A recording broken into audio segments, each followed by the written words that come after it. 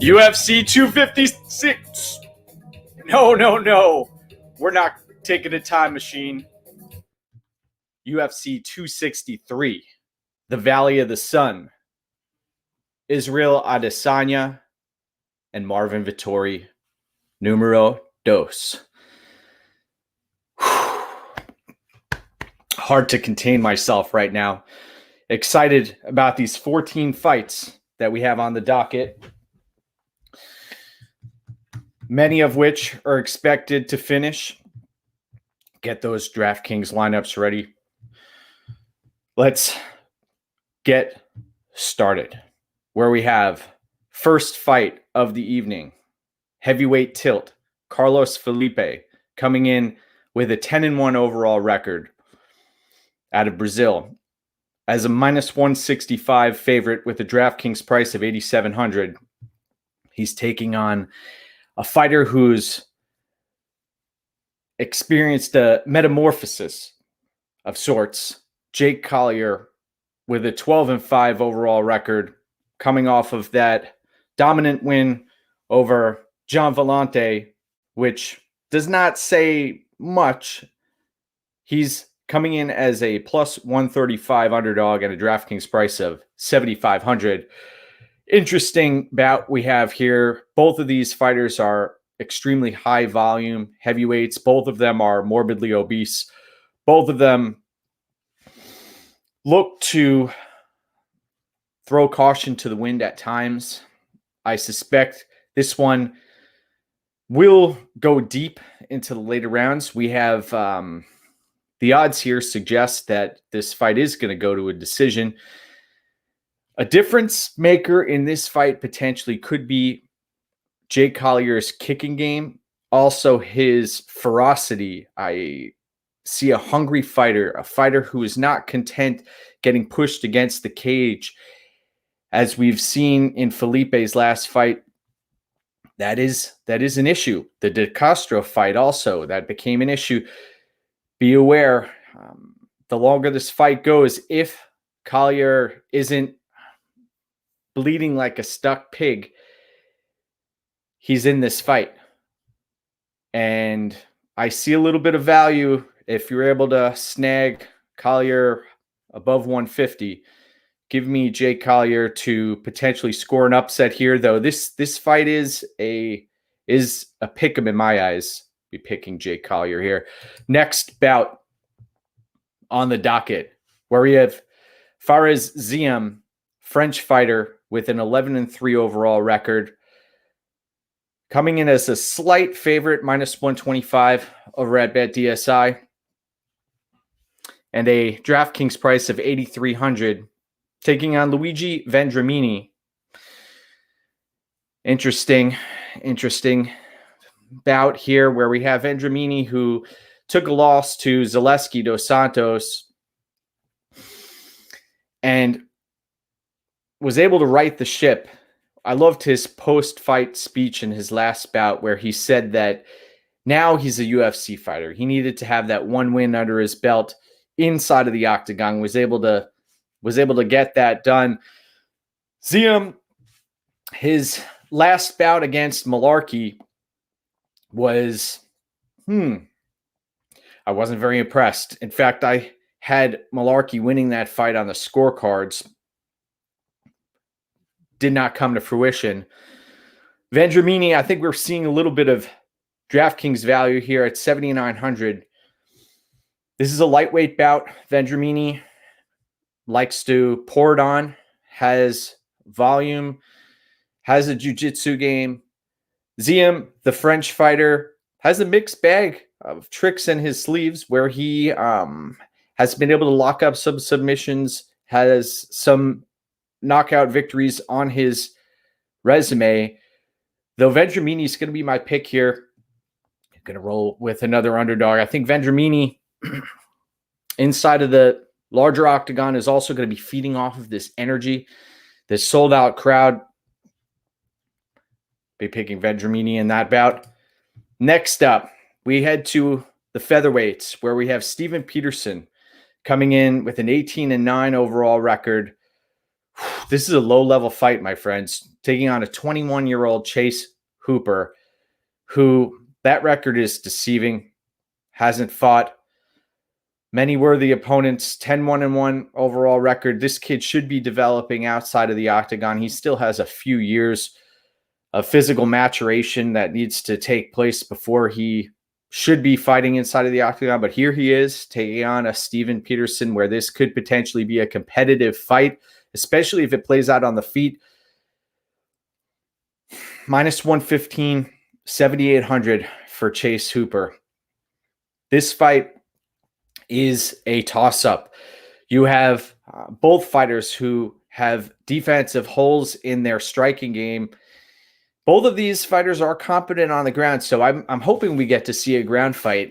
And I think we're going to see Peterson potentially getting the better of the early exchanges, especially on the feet.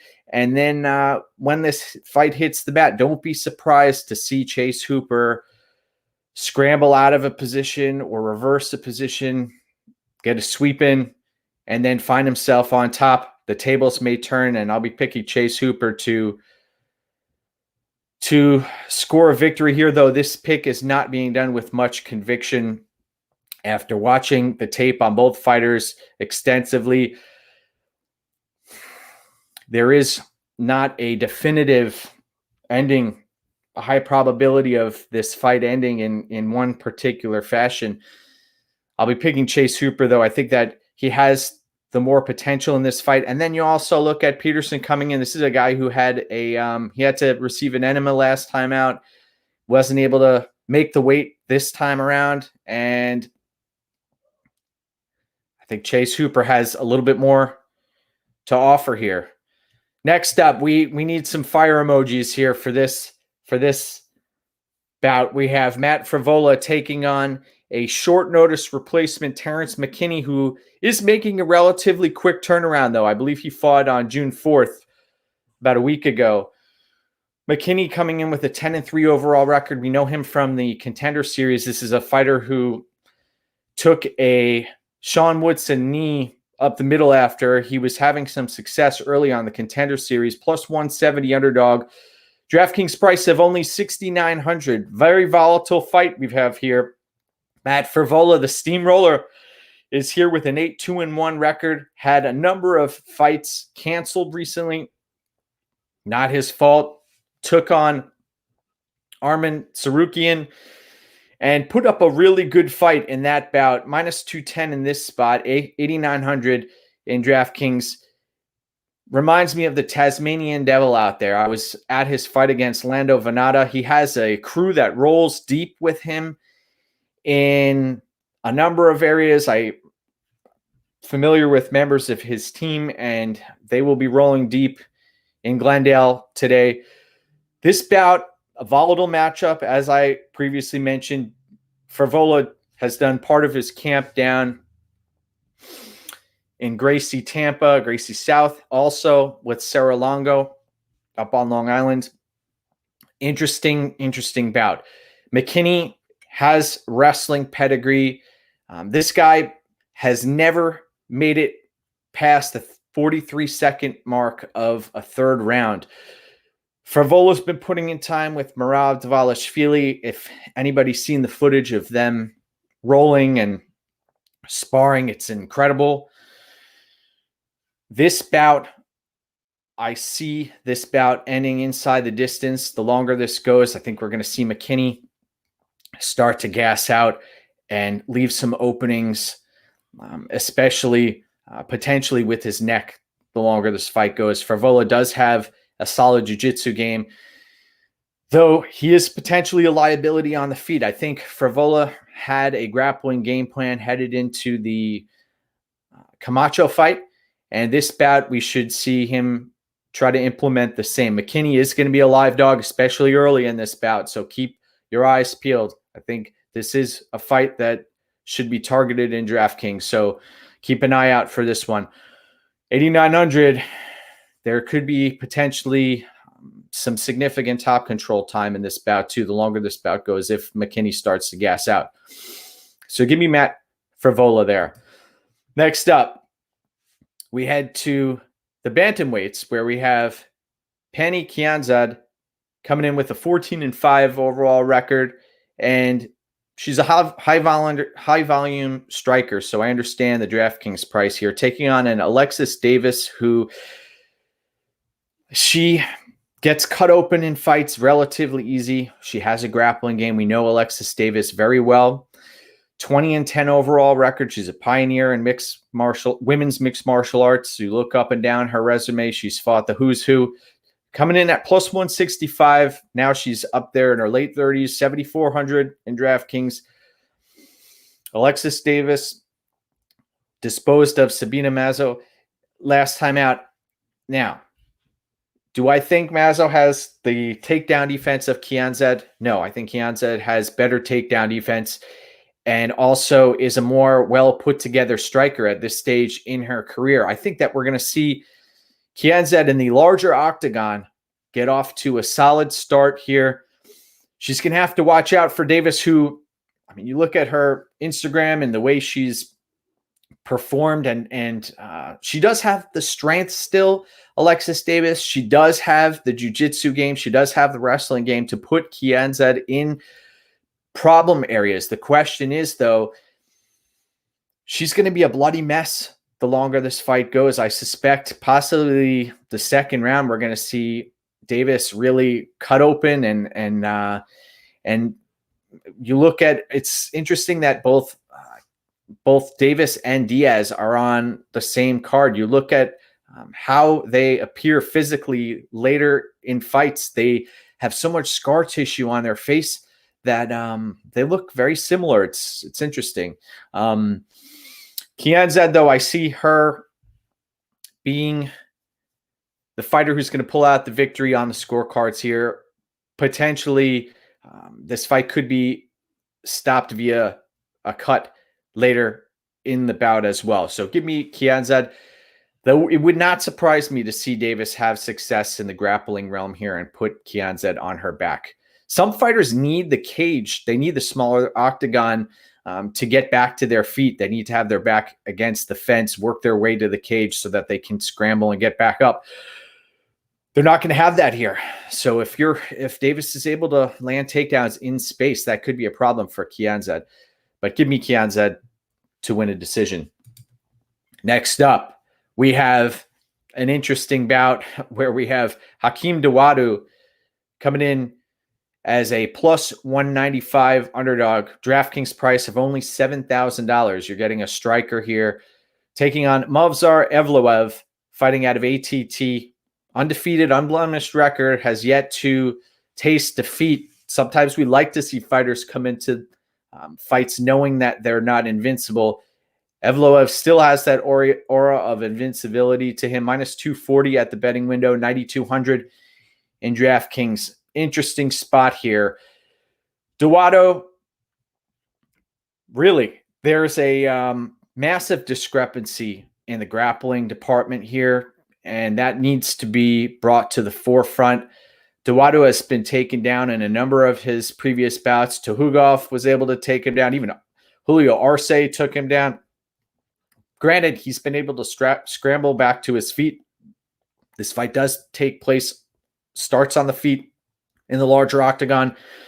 Evloev, though, I've been impressed with the way he's been able to put his striking together. He's really coming to his own at ATT.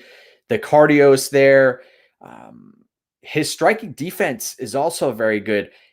And I like how he tends to build the longer the fight goes. His volume starts to increase. He's able to stay light on his feet. I don't think Dawodu has a massive advantage on the feet. And when you look at the ground game, that's night and day. Dawodu has been submitted in the past. I think it may be worth taking a poke at that Evloev by submission prop. Look at that. You have plus 500-ish out there. Evloev, he'll be my pick to win. Dawodu, you look at the striking in his last bout. Tuhugov was able to get off on him early and often, was winning much of the striking exchanges in that bout. Dawodu going to the liver with that left hook, coming up top with the right hand, looking to land leg kicks. But I think that Evloev has Dawodu beat across the board here, and we should see Evloev roll in this spot. But I realize there are no certainties in this game, and Dawodu, if he wants to give himself the best chance at victory, he's going to have to come out hot in this spot. So give me Evloev in this spot. Next up, where we have Lauren Murphy coming in. Look at that record, 14-4. This lady knows how to win fights. Granted, it doesn't look pretty at times, but she has been able to win. Taking on Joanne Calderwood with a 15-5 overall record, a -140 betting favorite. Interesting spot here. Joanne Calderwood has been a Dr. Jekyll and Mr. Hyde of sorts, coming in with a DraftKings price of 8,200. This fight takes place at 125 pounds. Lauren Murphy's going to be in her backyard for this bout. I think she's going to have a lot of crowd support here. Coming in at dog odds, she has the ability to make fights ugly. We know that. And that is an issue in this spot against Calderwood, who she's coming down from Vegas. Originally, as I was preparing for this matchup, Calderwood checked off a lot of the boxes. Though Lauren Murphy, she is a dog. We're getting her at dog odds here, and at a DraftKings price of $8,000, you know she's going to push the pace. Andrea Lee had her beat. She did not give up in that fight. She doesn't give up in bouts. So let's see. Good morning, Babones. Great to hear from you. Hope you have a fantastic day. Thank you for checking in on this beautiful fight morning. We are coasting here at 8:19 Eastern Standard Time. So the pick, man, this is a tough pick. After watching the tape, I still slightly lean Calderwood. I think she has the hardware in this spot to win, but you cannot count out Lauren Murphy. Lauren Murphy has the ability to grind out a decision and make it look ugly. So I'll be picking Calderwood, but without any conviction in this spot. I don't like those odds either. Next up, we have a fight. There are 3 rematches on this specific card, and one of them is here where we have Eric Anders coming off of the no contest. That one took place at 185 pounds. This fight takes place at light heavyweight. You watch this. You watch these guys on the scales. My gosh, they looked very different on the scales. Both of them massive this time around, where last time they were shredded. Eric Anders, 13-5 overall record. We know he's down at Fight Ready, 8,600 in DraftKings. Darren Stewart, 12-6 record. He is a dog, and you're getting him at dog odds here. Interesting spot where we know Stewart has a great gas tank. Anders, he came in guns blazing, went for the finish, and he was on his way to getting it last time out. This fight is being run back 3 months after their original contest. I think we're going to have a little bit of a different fight on our hands here.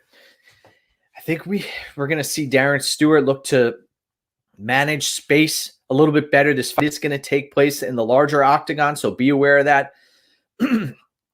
This fight, Eric Anders, he could potentially look to implement the same game plan this time out that he used 3 months ago. Why change something that isn't broken? But I think that we have a live dog in Stewart here. I think that this fight is going to get extended, and I think we're going to see Stewart start to have some success on the feet the longer this fight goes. And I'll be picking an underdog here, Stewart. I know that may be going against conventional wisdom, considering we saw Eric Anders have so much success early in his bout. But up a weight class in the larger octagon, I think this fight has a few different wrinkles to it, and that is going to help Darren Stewart in this spot. So I'll be picking Darren Stewart to win. Anders, we know that he has a lot of tools. He's got the football background under his belt. He has wrestling, not necessarily the jiu-jitsu game, but the will to win is definitely there. I think that both of these fighters are going to be pushed, and we're going to see Stewart pull it out. Now, we've got a fight that is a striker's delight on our hands, where we've got Drew Dober coming in with a 23-10 record. This is a fighter who has fought at 170 pounds, built like a tree trunk, taking on Brad Riddell. Brad Riddell, 9-1 overall record. The Quake coming in at plus 120 at the betting window over at BetDSI. DraftKings price of 7,700. Interesting fight where we have the more accomplished striker coming in, the more well-rounded fighter in Drew Dober taking on the more accomplished striker in Brad Riddell. Brad Riddell has a phenomenal kickboxing background, is a striking coach over at City Kickboxing. Is coming in with Israel Adesanya on the same card as him, making the trip across the pond. Drew Dober has a bit of a wrestling edge here, has a bit of a grappling edge, and that leads me to believe that he's going to look to implement that at some point during this fight. If this fight is primarily a striking battle and there isn't the threat of a takedown, I think we would be looking at evens as far as odds go. But considering this is a mixed martial arts fight where the fight has the potential to hit the mat, I ever so slightly lean Drew Dober. I also think he has an edge as far as the gas tank goes, and the fight taking place in the United States, that's another advantage for Drew Dober in this spot. I'll be picking Drew Dober. I think he also look out for the kicking game. I think we may see some low leg kicks in this spot early. Watch out for those counters from Brad Riddell. But give me Drew Dober in this spot. And this line, interesting. I wouldn't have Dober as a massive favorite here. I think minus 150 is an okay line here in this spot. Let's head up to light heavyweight, my friends, where we have Paul Craig taking on Jamal Hill. Jamal Hill, people need to realize this. Jamal Hill turned pro back in 2017. Only been a professional for 4 years, had one amateur bout under his belt. Granted, the footwork is there, the jab is there, and the volume is there, the cardio is there. But there are question marks here against Paul Craig. The wrestling, the jiu-jitsu background, the submission defense, all question marks for Jamal Hill. Paul Craig has had his lights put out a number of times here. Everyone can go back and watch that Magomed Ankalaev fight. If he can do that, he can do anything. Ankalaev, in my eyes, is the uncrowned light heavyweight champion of the world. And Paul Craig, I'll say this, if he's able to remain conscious for 15 minutes, if he's able to remain conscious until this bout ends, then he is a live dog in this spot. The odds have closed slightly, though. You are looking at Hill at minus 280. Hill, he could come out here and spark Paul Craig. I see that as a as a path to victory. I think the knockout prop is there. I also think that if Jamal Hill isn't able to get Craig out of there, Craig, who leaves his chin out there on a silver platter,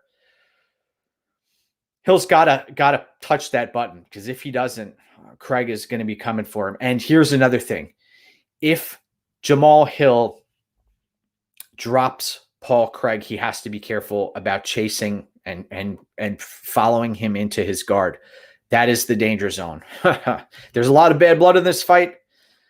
I have a feeling that was spurred on by Paul Craig, and he wants Jamal Hill to engage him in any way possible. So I'll be picking Jamal Hill in this spot.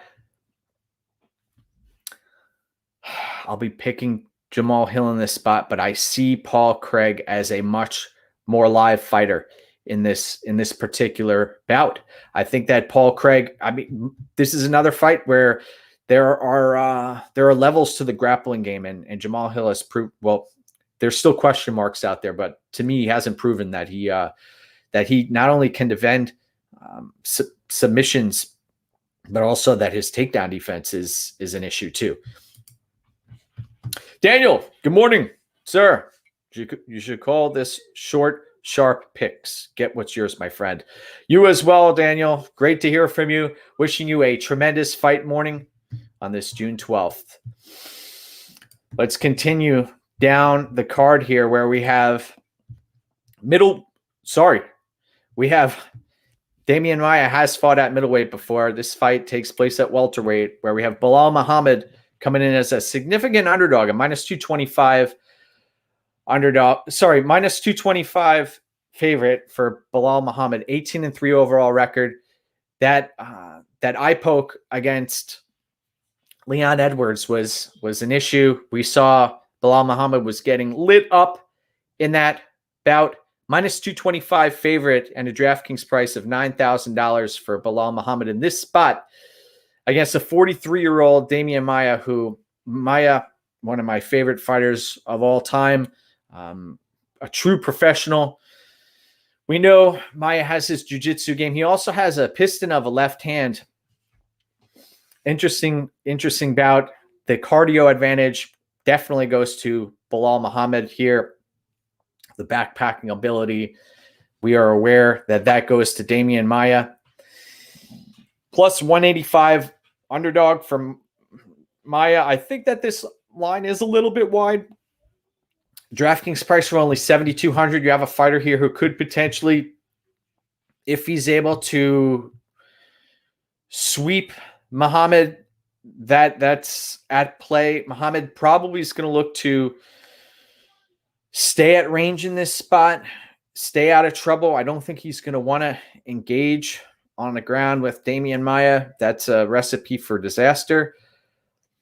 I'll be picking Belal Muhammad in this spot, but I think that we have a live underdog here, somebody who could potentially get some control time, especially if Muhammad throws caution to the wind, which he typically he likes firefights. He likes to get in the trenches, get bloody, get sweaty, and Maia will welcome that. Oh, we've got Daniel back again. I put a few bucks on Maia a couple weeks ago. He always beats this level. He's old but doesn't brawl. Just uses tricky grappling. Yes, you are correct, Daniel. I don't hate on that play. I think that Maia is live in this spot. Belal Muhammad, he's a safe fighter, though. That's the thing about Belal. He doesn't make big mistakes, and I don't expect him to do so in this spot, but he could. It only takes one mistake. I mean, you saw how close that Usman Maia fight was to you had the ref separating Usman and Maia. That was such a close call in that bout. What could have been? But here we are. We don't live in the fantasy world unless you're playing daily fantasy sports. Get after it. Next up, we have Leon Edwards taking on Nate Diaz. This fight, my goodness gracious. One thing I'll say before we get started with that bout, the Jorge Masvidal, Leon Edwards incident that took place a number of years ago. You've watched Leon Edwards, his career trajectory. I think that Leon Edwards would have mopped the floor with Jorge Masvidal in that bout. Look what's happened here. We have all eyes will be on this bout. 18-3 overall record, minus 595 betting favorite over at BetDSI. DraftKings price of 9,500. And all eyes will be on this bout. 5 rounds. Nate Diaz, 20-12 record, 37 years old, plus 395 underdog, 6,700 in DraftKings.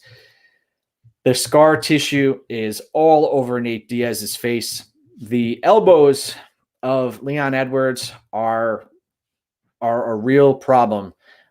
And you look at Edwards, he has the movement, he has the cardio, he has the left hand, he has the kicking game. I think we're going to see Nate Diaz get dropped here, possibly numerous times. The crowd, the pop that will potentially happen. Leon Edwards is going to be showered with boos in a similar fashion to Benny Dariush when he took on Tony Ferguson. Got a few comments here. Mani says Usman was 30% in his bout against Damian Maia. Yeah, I remember that. Tom, pleasure to see you. Work your way through that hangover. Let's do this. Get yourself a fresh cup of coffee. Get pumped. It's going to be a phenomenal bout. It's going to be a phenomenal card. We still have yet to work our way to the co-main and main event of the evening. We are still breaking down Leon Edwards and Nate Diaz. Here's keys to victory. Nate Diaz is going to have to be a punching bag and extend Leon Edwards and potentially get Leon Edwards to gas out and catch him in a submission on the ground. Otherwise, you hear about Nate Diaz's boxing, and he's going to have to get Leon Edwards to go for a finish, look for the referee to not step in, and then turn the tide late in this bout. That's the only way I see Nate Diaz getting the job done here. Leon Edwards this is the way I see this playing out, though. I see Leon Edwards coming in here and putting on a spectacular performance and treating Nate Diaz like he should. Nate Diaz has been getting thrashed by 155ers, 170 fighters. That Conor McGregor fight was at 170 pounds back in 2016. I think we're going to see Leon Edwards put on a spectacular performance in this spot. And I could potentially see this fight ending via cut stoppage, just like the last fight took place against Jorge Masvidal. It's incredible watching Nate Diaz try to ask for a rematch. And that bet, I know he was looking for the paycheck. And the odds are that's what brought him back again. Nothing but respect for the Diaz brothers. I got to watch Nick as he took on Takanori Gomi back at Pride 33. We cashed on that ticket at that fight. But I got to go with Leon Edwards in this spot. And I also see I see him getting this done inside the distance. So take a look for that prop. Give me Leon Edwards. Next up, co-main event of the evening, where we have the champion, Deiveson Figueiredo. Look at that record, folks. 21-1 record. This guy just finds a way to win. Minus 200 at the betting window. Was able to make weight. I've seen YouTube videos out there by reputable sources stating the highlight of it was Deiveson Figueiredo almost misses weight. No, he made weight. Granted, last fighter to the scale. taking on a spry Brandon Moreno, who really, you watched that first fight back. This is a rematch.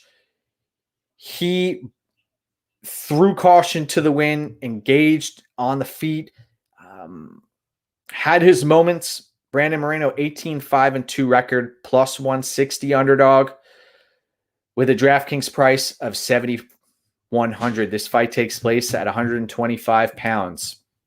Now, this bout is interesting because you look at how the first fight took place, and Figueiredo is a bit of a weasel in that when things don't go his way, he will try some questionable tactics. The groin strike that looked like a blatant groin strike that bought him some time. Also, the eye gouges. You could see he was trying to cover the face and then work his elbow in there while he was on bottom. Get up game should be interesting because Figueiredo was able to work his way back to his feet time and time again. Also, this fight does take place in the larger octagon. I think we may see these fighters not be so economical with their energy management. As far as conserving energy, that is a challenge in this spot. Figueiredo is going to let Moreno have a path to victory on the feet, but he's going to have to drag this fight into another war to have any success on the feet. We saw the power, the discrepancy in power. We saw, how about the head movement for Figueiredo, just standing in the pocket with his hands down, letting Moreno get off and then landing his counter strikes. The grappling game of Figueiredo, as far as submissions go, the guillotine is a threat. Moreno, if this fight gets extended, that is his path to victory. The crowd, this fight does take place in Glendale, Arizona. You watched the weigh-ins. You saw that Davison was booed. He's public enemy number one here. I think that he is the rightful favorite in this spot. And I do see Figueiredo winning this fight. Moreno had the better weight cut. There has been talk of Figueiredo. It's been confirmed by many sources that he spent time in the hospital in the previous spot. And I don't believe that is just a narrative. And you look at the way he performed in that spot. The point deductions were a part of the fight, yes. But Figueiredo won that fight in my eyes. He took the fifth round. You look at the judges' scorecards, interesting way that was scored. And also, one other thing is the amount of time that elapsed while the referee was giving Brandon Moreno time to recover. That bought Figueiredo some time. So I realized that is part of what took place the last time these two guys fought. So I'll be picking Figueiredo in this spot. I have a solid track record when it comes to picking flyweight fights. And as far as the tape goes and breaking down this specific fight, Figueiredo is the better all-around fighter in this spot. And I think that the odds are warranted in this spot. I'll be picking Figueiredo, but the longer this fight goes, if this fight sees a fourth or fifth round, the crowd starts to turn. We could potentially see Moreno get the job done. I realize that there are no certainties in this game, but the pick is Davison Figueiredo. Let's head to the main event of the evening. We are here for our Fight Morning Quick Card Breakdown show brought to you by BetDSI as well as MMA Oddsbreaker. Happy to be here. Getting the show out bright and early for you, where we have Israel Adesanya coming in with his 20-1 record, coming off of a loss here, up a weight class, weighed in at only 183 pounds against Marvin Vettori, the tank, the Italian dream. 17-3-1 record, plus 210 at the betting window for Marvin Vettori with a DraftKings price of 6,900. Marvin Vettori should be the larger fighter inside of the octagon. Marvin Vettori has never been stopped, hasn't been TKO'd. Israel Adesanya trying to get in Marvin Vettori's head. Both of these fighters have been making an ass of themselves in the press conferences, and really, come on, guys. It's interesting. They're running this fight back, and the first time out, the judges, I believe, got this one wrong. For the most part, that split decision should not have taken place. Israel Adesanya should have won that fight via unanimous decision. In this specific bout, Israel Adesanya does have the more fluid striking, the kicking game, the evasiveness. The larger octagon is in the favor of Adesanya. Vettori is going to be like a bull out there, and he's willing to take 3 to give 1, and he's willing to take 3 to shoot for a takedown, and that's got to be his path to victory here, is to put Adesanya on his back and hold him there and drain Adesanya and advance position and potentially lock up a submission. Though, I think the longer this fight goes, every fight starts on the feet. I think that we're going to see Israel Adesanya come out here and under the bright lights, I think we're going to see Adesanya come out here and put on a show. I understand the takes that Vettori's going to come out and put Adesanya on his back early and often and grind out a decision, potentially finish Adesanya, but there's a massive discrepancy on the feet. We saw that take place in the first fight, and I see things playing out in a very similar fashion. Another thing, you talk about improvement from fight to fight. You talk about what's happened in each fighter's career. Adesanya didn't have to take on Jan up at 205 pounds, but he did. He tested himself at a different weight class. Granted, it didn't work out. Granted, that's also the blueprint for Vettori in this spot. That's a path that he could potentially take, and I have almost no doubt, though there are no certainties in this game, that is going to be the path of victory for him. Though Adesanya, I think that he's just the more polished fighter here, the more polished striker. And I was at the Brunson fight. I've seen him level up. That first level takedown defense is a real problem. And the longer he's able to do that in the larger octagon, the more success he should have as far as Adesanya goes. I'll be picking Israel Adesanya in this spot. Interesting. Bring up a great point, Daniel.